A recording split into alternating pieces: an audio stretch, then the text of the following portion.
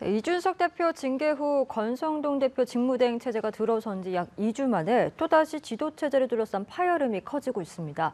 비대위 전환에 대한 요구가 분출하자 권대행의 기류도 변화하고 있는데요. 보도국 연결해서 자세한 내용 들어보겠습니다. 최지숙 기자.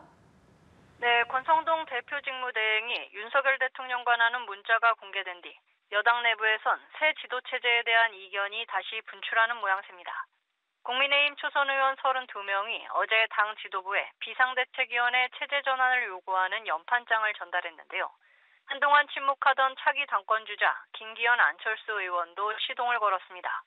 앞서 김 의원은 지금은 비상 시기이고 비상 조치가 필요하다고 말했고, 권대행 체제를 지지했던 안 의원도 어제는 권대행 재신임이 안 되면 조기 전당대회로 가야 한다고 밝혔습니다. 이 같은 분위기 속에 권대행의 기류도 조금 달라졌습니다.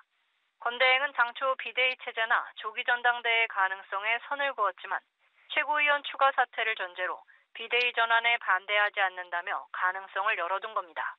권대행은 다음 주 초에라도 중진 의원을 비롯한 소속 의원들의 의견을 수렴해보겠다는 입장을 전했습니다.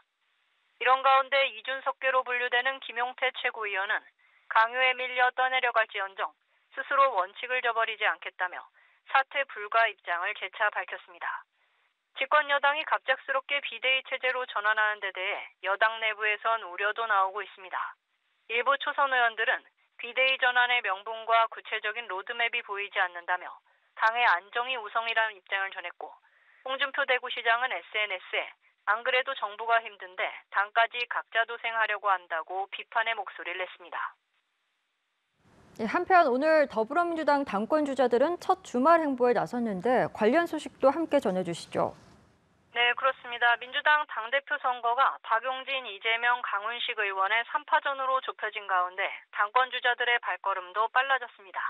이재명 의원은 본선 진출 후 첫 주말 일정으로 강원도 강릉을 비롯한 영동 지역을 찾아 당원과 지지자들을 만났습니다. 오후엔 안동 등 경북 북부와 중부 지역 일정을 이어가는데요. 다음 달 3일 첫 투표가 강원과 대구 경북으로 예정돼 있는 만큼 대세론을 굳히려는 포석으로 풀이됩니다. 지역구가 서울인 박용진 의원은 오늘 비공개로 서울 지역 당원들을 만나고 내일은 TK 지역도 방문합니다. 강훈식 의원은 언론 인터뷰나 기자간담회로 상대적으로 약한 인지도를 높이기 위한 공중전에 집중하기로 했습니다. 당내 97그룹 주자인 박 의원과 강 의원은 이번 주말 모처에서 만나 이재명 의원에 맞서기 위한 단일화 여부를 논의할 것으로 알려졌습니다. 민주당은 다음 달 초 강원과 대구 경북 온라인 투표를 시작으로 7개 권역별 권리당원 투표를 진행합니다. 지금까지 보도국에서 전해드렸습니다.